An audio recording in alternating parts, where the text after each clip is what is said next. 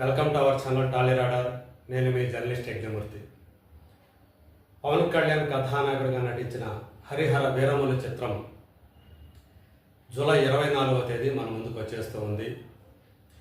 జ్యోతి Krishna direct చేసినటువంటి ఈ సినిమాని మెగా సూర్య ప్రొడక్షన్స్ బ్యానర్ మీద ఏఎం రత్నం, ఏ దయాకర్ రావు సంయుక్తంగా నిర్మించారు. ఇప్పుడు ప్రస్తుతం మనం చెప్పుకోబోతున్నటువంటి అంశం, అసలు ఈ హరిహర వీరమల్లు అనేటువంటి పాత్ర నిజమైందా లేదా కేవలం ఫిక్షనల్ అంటే కల్పితమైందా అనే దాని గురించి. రీసెంట్గా దీని గురించినటువంటి చర్చ ఒకటి తలెత్తడం మనం చూసాం. అంటే ఫస్ట్ ఈ సినిమాని క్రిష్ డైరెక్ట్ చేసినప్పుడు తెలంగాణకు సంబంధించినటువంటి యోధుడు, అంటే తెలంగాణ రాబిన్ హుడ్గా పేరుగాంచిన పండగ సాయన్న ఆయన పాత్ర, ఆయన క్యారెక్టర్ స్ఫూర్తితోటి ఇందులో హరిహర వీరమల్లు పాత్రని రూపొందించారు అని చెప్పేసి అప్పుడు బాగా ప్రచారం జరిగింది. ఈ సినిమా విడుదలకు దగ్గరవుతున్న సమయంలో, యాక్చువల్గా ఈ సినిమా బిగిన్ 5 సంవత్సరాలు అయిపోయింది. ఎప్పుడో 2020 సెప్టెంబర్లో ఈ సినిమా మొదటి షెడ్యూల్ని చిత్రీకరించారు. అంటే ఇది 2025 జులై. సో అంటే ఆల్మోస్ట్ 5 సంవత్సరాల కాలం అయింది ఈ సినిమా ప్రారంభమై. మరి అప్పుడు మొదలుపెట్టినప్పుడు ఆ మనుషులు, అందులో యాక్టర్లు ఎలా ఉన్నారో, ఇప్పుడు పూర్తయ్యే సమయానికి ఎలా ఉన్నారో, సినిమాలో వాళ్ళు ఎలా కనిపిస్తారో, కొన్ని సీన్లో ఒక రకంగా, కొన్ని సీన్లో ఇంకొక రకంగా కనిపిస్తారా, లేదా ఆ సస్టైనబిలిటీ లేదా ఆ స్టెబిలిటీ అనేది ఉంటుందా, ఒకే రకంగా ఉంటారా లేదా అనేది మనం సినిమా వచ్చిన తర్వాత కానీ చెప్పలేము. అయితే ఈ సినిమా కథ చూసినప్పుడు కోహినూరు వజ్రం భారతదేశానికి అమిత పేరు ప్రఖ్యాతులుగా తీసుకొచ్చినటువంటి వజ్రం. సో దాన్ని దొంగిలించడానికి ప్రయత్నించే ఒక తిరుగుబాటుదారుడు, ఆ కాలంలో ఉన్నటువంటి ఒక రాబిన్హుడ్ టైపు, అంటే సంపన్నులను దోచి పేదవాళ్లకు పంచిపెట్టేటువంటి ఒక యోధుడు, అంటే పాలకుల దృష్టిలో బందిపోటు తిరుగుబాటుదారుడు. ఆ తిరుగుబాటుదారుడిగా పవన్ కళ్యాణ్ కనిపిస్తాడు. సో ఔరంగజేబు ఈ సినిమాలో విలన్ అనుకోవాలి. అంటే ఆయన్ని ఔరంగజేబు కాలంలో ఈ కథ జరిగినట్లు చూపించారు. మరి ఇది ఎంతవరకు వాస్తవికం, ఈ సినిమా కథ ఎంతవరకు కల్పితం అనేది ఇప్పుడు చర్చనీయాంశంగా మారింది. అతి కొద్ది రోజుల్లో ఈ సినిమా మన ముందుకి రాబోతున్న సమయంలో విమర్శలు వచ్చాయి, కొంత వివాదాస్పదమైంది.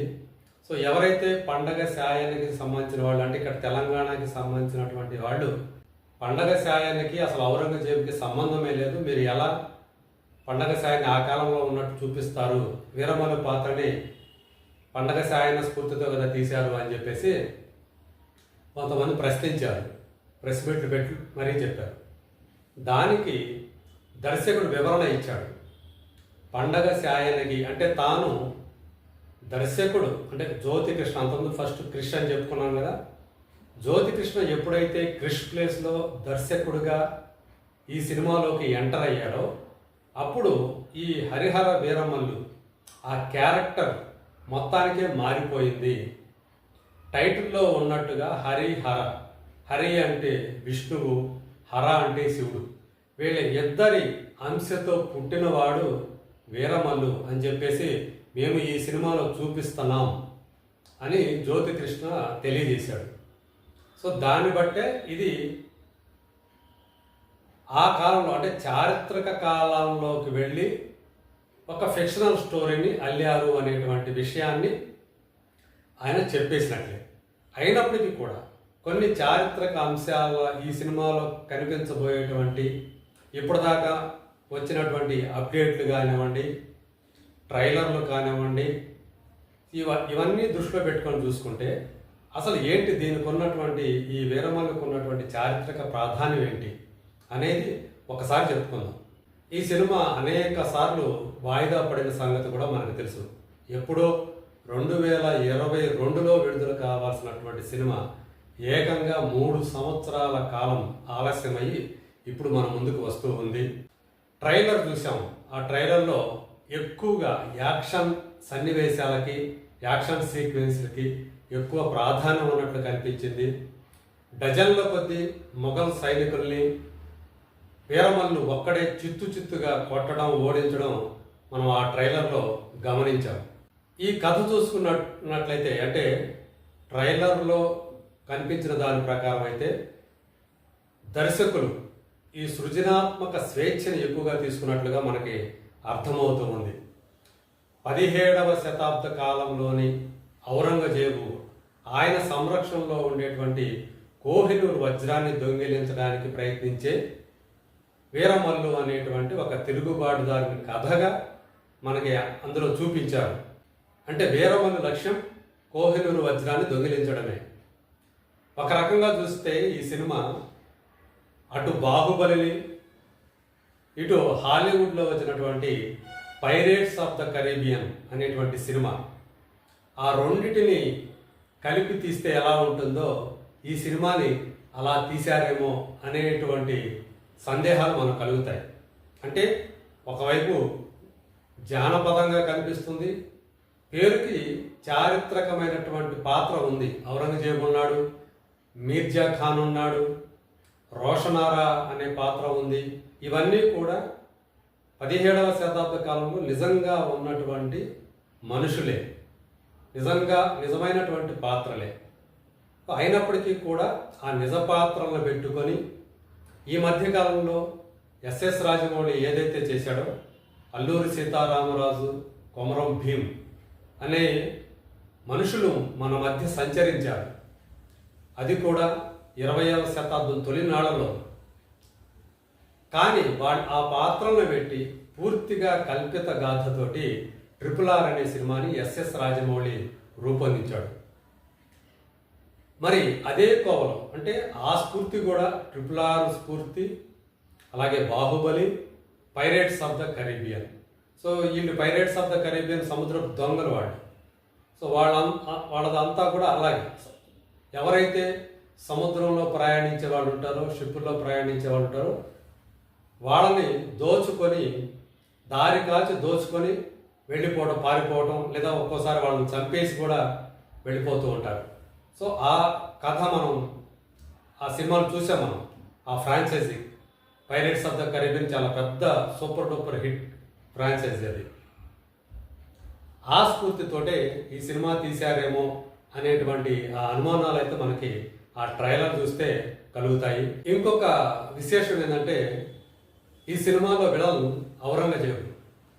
ఆ పాత్రని బాబీ డియోల్ పోషించాడు. సందర్భవశాత్తు లేదా యాదృచ్ఛికంగానో చావా సినిమాలో కూడా ఔరంగజేబే గలం. ఛత్రపతి శివాజీ కుమారుడైనటువంటి ఛత్రపతి సంభాజీ మహారాజ్ పాత్రతోటి ఆ చావా సినిమాని రూపొందించారు. సో ఆ సంభాజీని చిత్రహింసలు పెట్టి ఔరంగజేబు ఎలా చంపేస్తాడో మనం ఆ సినిమా క్లైమాక్స్లో చూస్తాం. ఆ పాత్రని అక్కడ అక్షయ్ ఖన్నా పోషించాడు, ఔరంగజేబు పాత్రని. సో రెండు యాదృచ్ఛికంగా 2025లోనే వస్తుండటం ఇక్కడ మనం గమనించవచ్చు. అంటే ఔరంగజేబు విలన్గా ఒకే సంవత్సరం 2 సినిమాలు మన ముందుకి, ఒక సినిమా ఆల్రెడీ వచ్చేసింది, ఇంకో సినిమా కొద్ది రోజుల్లో మన ముందుకు రాబోతూ ఉంది. ఇంకొక పాయింట్ ఏంటంటే, ఇందాక చెప్పుకున్నటువంటి కోహినూర్ వజ్రం, దానికి చారిత్రక ప్రాధాన్యం ఉంది. ఔరంగజేబు కాలంలో కోహినూర్ వజ్రం ఉంది, సో ఆయన సంరక్షణలోనే అది ఉంది అని చెప్పేసి మనకి చారిత్రక ఆధారాలు ఉన్నాయి. కానీ వీరమల్లు అనే పేరుతోటి ఒక వ్యక్తి దాన్ని దొంగిలించే ప్రయత్నం చేశాడు అని చెప్పడానికి ఎలాంటి చారిత్రక ఆధారాలు కానీ, ఎలాంటి డాక్యుమెంట్లు కానీ మనకి అందుబాటులో లేవు. దాన్ని బట్టి వీరమల్లు అనేది కేవలం కల్పిత పాత్ర అని మనం అర్థం చేసుకోవచ్చు. చరిత్రకారులు ఏం చెప్తారంటే, కోహినూర్ వజ్రం అనేది 16వ శతాబ్దం నుండి మన దేశంలో ఉంది. మొఘలాయి పాలకుల ఆధ్వర్యంలో, వాళ్ళ సంరక్షణలో ఉంది.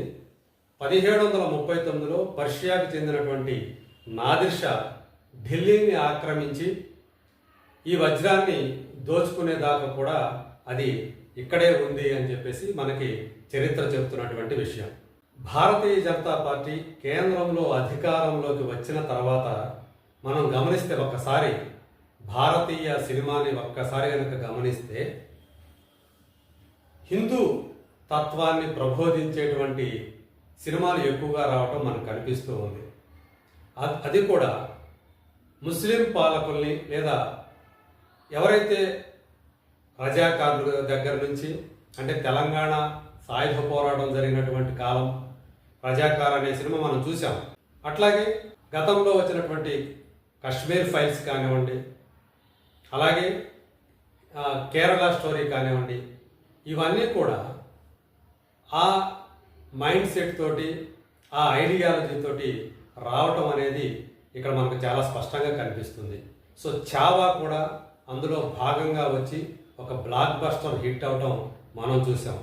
ఇప్పుడు హరిహర వీరమల్లు సినిమా కూడా అదే కోవలో వస్తున్నటువంటి సినిమాగా మనకు అనిపిస్తుంది. ఎందుకంటే ఆ ట్రైలర్లో కూడా చాలా స్పష్టంగా కనిపించింది. మొఘలాయి సామ్రాజ్యం, మొఘల్ చక్రవర్తులు, మొఘల్ రాజులు, వాళ్ళ మీద వీరోచితంగా పోరాడేటువంటి వీరమల్లు అనేటువంటి ఒక యోధుడు. అతను హిందువు అని చెప్పేసి ప్రత్యేకించి మనం చెప్పుకోవాల్సిన పని లేదు. అంటే ఇప్పుడు ఏవైతే బీజేపీ పాలనలో అది కేంద్రంలో అధికారంలో ఉంది కాబట్టి ఆ ఐడియాలజీ తోటి సినిమాలు తీసే వాళ్ళ సంఖ్య, వాళ్ళు ఎక్కువ సృజనాత్మక స్వేచ్ఛ తీసుకొని సినిమాలు తీస్తున్నట్టుగా మనకి కనిపిస్తుంది. వాళ్ళకి ప్రోత్సాహము ప్రోద్బలము కూడా కనిపిస్తుంది. ఈవెన్ మన తెలుగులో వచ్చినటువంటి కార్తికేయ 2 అనే సినిమా కూడా అదే కోవలో వచ్చినటువంటి సినిమాగా మనకి అర్థమవుతూ ఉంది. సో చివరగా కోహినూర్ వజ్రం అనేది నిజమైందే, అత్యంత విలువైంది. అయితే దానికి అత్యంత తీవ్రమైనటువంటి వలసవాద చరిత్ర ఉంది. దానికి కర్ణాటకలో తవ్వకాల ద్వారా బయటపడినటువంటి ఆ కోహినూరు వజ్రం మొఘలులు, పర్షియన్లు, సిక్కులు, తర్వాత బ్రిటిషర్లు, సో ఈ పాలకుల చేతుల మీదుగా అది ప్రయాణాలు సాగించి చివరికి ఆ బ్రిటిషర్ల ద్వారానే ఇంగ్లాండ్కు చేరింది. సో ఇప్పుడు అక్కడ ఇంగ్లాండ్ మహారాణిలు ఎవరైతే ఉన్నారో, ఇంగ్లాండ్ రాజవంశాలు ఏవైతే ఉన్నాయో వాళ్ళ కిరీటంలో, ఆ కిరీటాల్లో ఉండేటువంటి ఆభరణాల్లో ఒకటిగా అది అక్కడ ఇప్పుడు ప్రస్తుతానికి నిలబడిపోయి ఉంది. దాన్ని మన దేశానికి తిరిగి తీసుకురావటానికి ఎన్ని ప్రయత్నాలు జరిగినా ఇప్పటిదాకా కూడా అది సాధ్యం కాలేదు ఏ పాలకులకు కూడా. సో ఇప్పుడు ఉన్నటువంటి పాలకులకు కూడా, గత పాలకులకి సాధ్యం కాలేదు. ఇప్పుడు బీజేపీ అధికారంలో ఉన్నప్పటికీ కూడా దాన్ని తీసుకురావటానికి ఎలాంటి ప్రయత్నాలు జరుగుతున్నటువంటి దాఖలాలు కనిపించట్లేదు. అది మన మన సంపద అని చెప్పేసి అందరికీ తెలిసిన విషయమే. కానీ అది అనేక చేతులు మారి కొన్ని దశాబ్దాల తరబడి అది ప్రయాణాలు సాగించి మొత్తానికి ఆ లండన్ మహారాణి, బ్రిటిష్ మహారాణి కిరీటంలోకి ఒక అలంకరణగా, ఒక ఆభరణంగా మారిపోయి ఉంది. సో ఇది హరిహర వీరమల్లుకు సంబంధించి చారిత్రకమైనటువంటి అంశాలు. కానీ వీటిలో అంటే ఔరంగజేబు నిజమైన పాత్రే, కోహినూరు నిజమైందే, అందులో వచ్చేటువంటి మరికొన్ని అంటే మొఘలాయి రాజులు ఎవరైతే ఉన్నారో, చక్రవర్తులు ఎవరైతే ఉన్నారో వాళ్ళందరూ కూడా నిజంగా ఉన్నవాళ్ళే. రోషనార కానివ్వండి, ఒక్క వీరమల్లు, అలాగే ఆయనకి జోడీగా కనిపించేటువంటి పంచమి అనే పాత్ర, ఆ పాత్రని నిధి అగర్వాల్ పోషించింది. సో ఇవి కల్పిత పాత్రలు. సో వీళ్ళకి ఒక లవ్ స్టోరీని పెట్టారు. ఒక యోధుడిగా, ఒక రాబిన్ హుడ్ తరహాలో వీరమల్లు పాత్రని తీర్చిదిద్దారు. మొదట ఈ కథ అంతా రాసుకుంది క్రిష్. తనకు సంబంధించినటువంటి వ్యక్తిగత కారణాల రీత్యా ఆ సినిమా నుంచి తప్పుకున్నాడు. దాంతో సో ఏఎం రత్నం తన కొడుకునే మిగతా సినిమాని పూర్తి చేసే బాధ్యతలో అప్పగించారు. ఇది 2 భాగాల సినిమాగా మనకు ముందుకు వస్తుంది. ఇప్పుడు మొదటగా ఫస్ట్ పార్ట్ వస్తుంది, స్వోర్డ్ అండ్ స్పిరిట్ అనేటువంటి పేరుతోటి. సో ఇందులో చాలామంది క్యాస్టింగ్ ఉన్నారు. ఆ క్యాస్టింగ్ చూస్తేనే తెలిసిపోతుంది ఎంత గ్రాండియర్ స్కేల్లో ఈ సినిమాని తీశారని చెప్పి. ఒక అంటే ఆల్రెడీ చెప్పుకున్న ఔరంగజేబ్గా బాబీ డియోల్, అలాగే కబీర్ బేడి ఉన్నాడు, విక్రమ్జిత్ విర్క్ అతను ఉన్నాడు, అలాగే కబీర్ దుహాన్ సింగ్, తనికెళ్ల భరణి, దలీప్ తహిల్, సునీల్, రఘుబాబు, ఇట్లాంటి పేరు పొందినటువంటి పాపులర్ యాక్టర్స్ అనేక మంది ఈ సినిమాలో ఉన్నారు. సో చూద్దాం రేపు జూలై 24వ తేదీ మన ముందుకు వస్తున్నటువంటి హరిహర వీరమల్లు ఎంతవరకు కల్పితం, ఎంతవరకు వాస్తవికం అనేది. Let us wait and see.